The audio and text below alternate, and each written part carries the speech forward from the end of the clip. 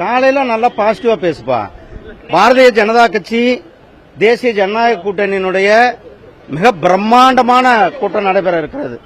நீங்க பார்த்திருக்கீங்க. திமுகவும் தான் கூட்டத்தை நடத்தினாங்க. அதை விட 2 மடங்கு மக்கள் திருச்சியில இன்னைக்கு கூட இருக்கிறாங்க. இதுக்கு வரலும் திருச்சியில மக்கள் இப்படி ஒரு பார்க்காத ஒரு கூட்டத்தை இன்றைக்கு திருச்சி பார்க்க போகிறது.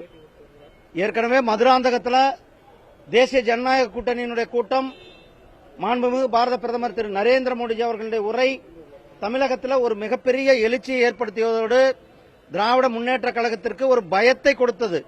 அதைத் தொடர்ந்து மதுரை, இன்றைக்கு திருச்சியில் நடக்கிற இந்த கூட்டத்தின் மூலம் திமுகவை வீட்டுக்கு அனுப்புவது என்று தமிழக மக்கள் முடிவு செய்திருக்கிறார்கள். ஏற்கனவே அது உறுதி செய்யப்படுகின்ற நேரம் அந்த கூட்டமாக இருக்கும்.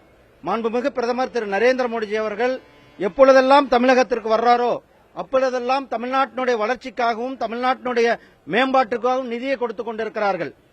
தமிழ்நாட்டினுடைய வளர்ச்சி மட்டும்தான் அவங்க கனவுல வைக்கிறார்.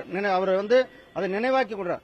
மார்ச் அன்னைக்கு 1ஆம் தேதி அன்னைக்கு மதுரையில் கிட்டத்தட்ட 6000 கோடி ரூபாய்க்கு நலத்திட்டங்களை கொடுத்தார்.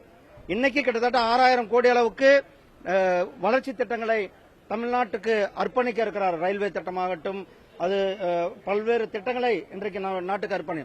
கடந்த 11 ஆண்டுகளில் மட்டுமே 13 லட்சம் கோடி ரூபாய் இன்ஃப்ராஸ்ட்ரக்சருக்காக, அதாவது உள்கட்டமைப்புக்காக தமிழ்நாட்டிற்கு மத்திய அரசாங்கம் கொடுக்கப்பட்டிருக்கின்ற தொகை கொடுத்திருக்கிறார்கள்.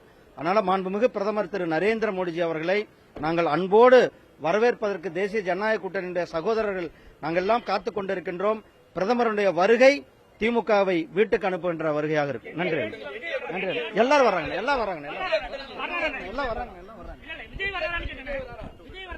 அண்ணா பேசுவாங்கண்ணா, அண்ணன் பேசுவார், அண்ணன் பேசுவாங்க, அது அண்ணன் பேசுவார்.